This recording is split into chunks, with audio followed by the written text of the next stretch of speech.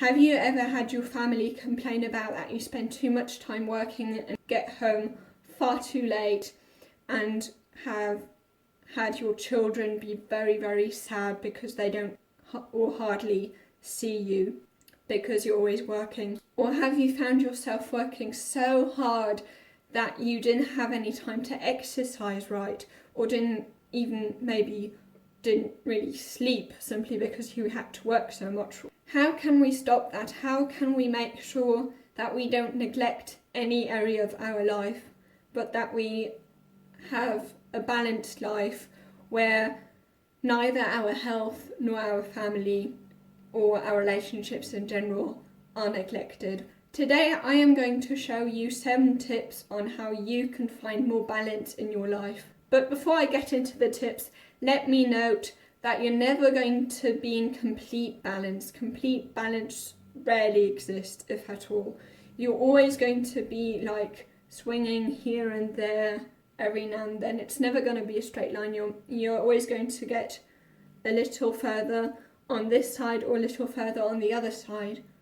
But with time, it won't be like this anymore, but more like this, So you won't necessarily have complete balance, but it will then become more balanced.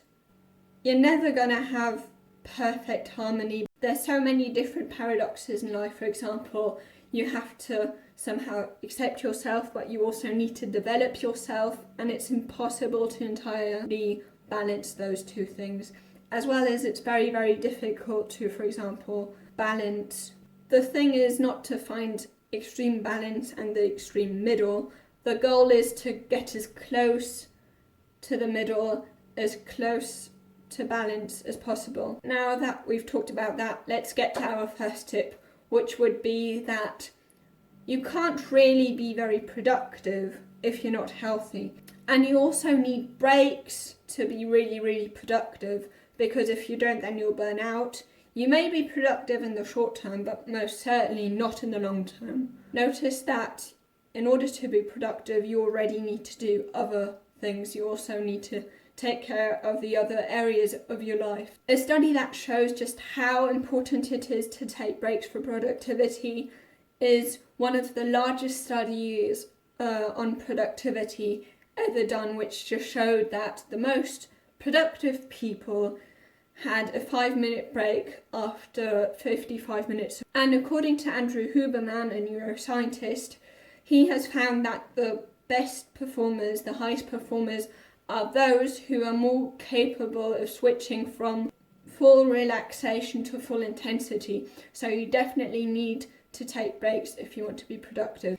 And you also need relationships to be healthy, because loneliness is as unhealthy as smoking 15 cigarettes a day. Keep that in mind, it's as bad as smoking.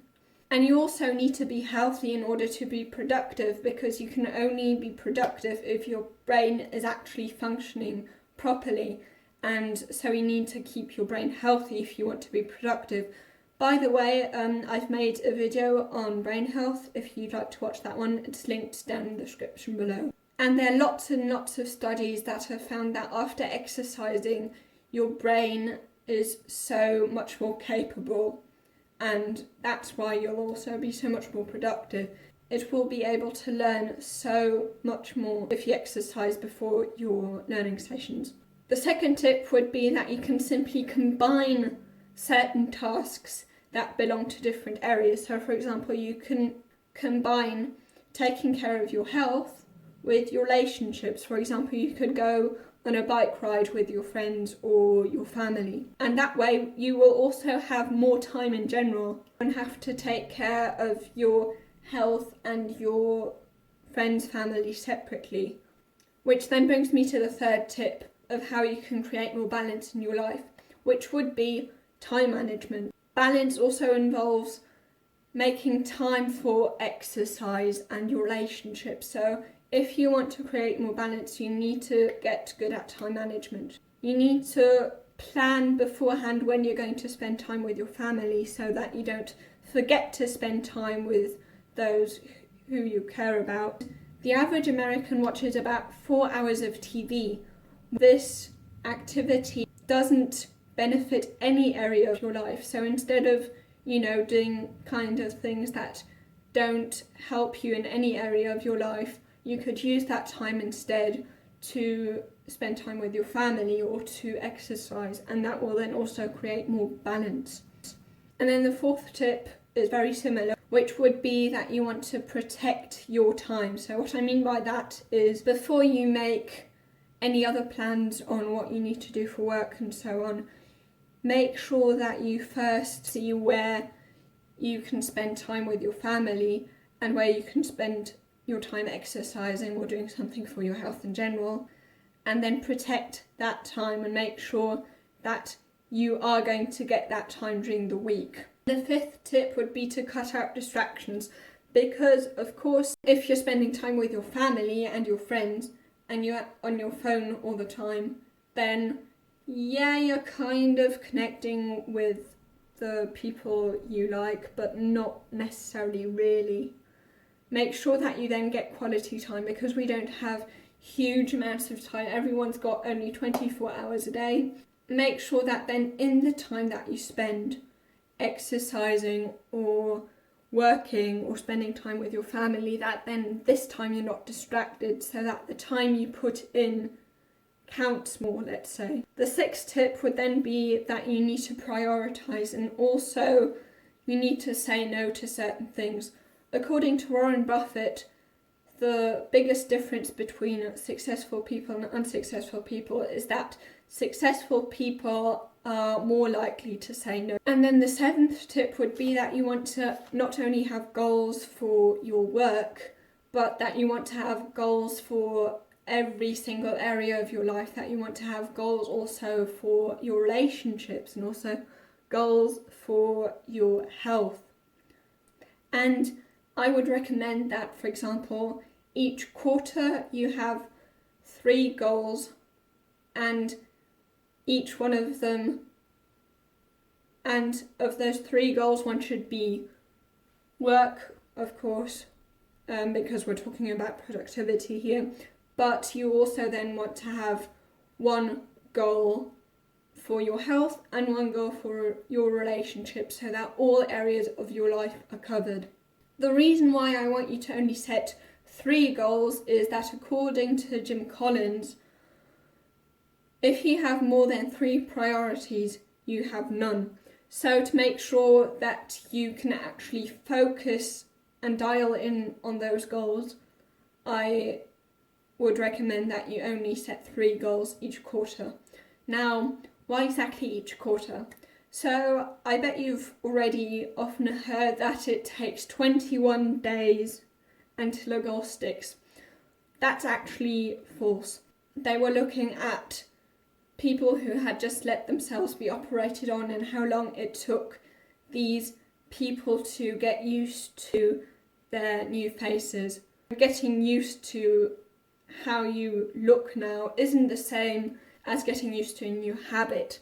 So 21 days to make a new habit, that's entirely false. It varies a lot when it comes to habits, how long it takes for you to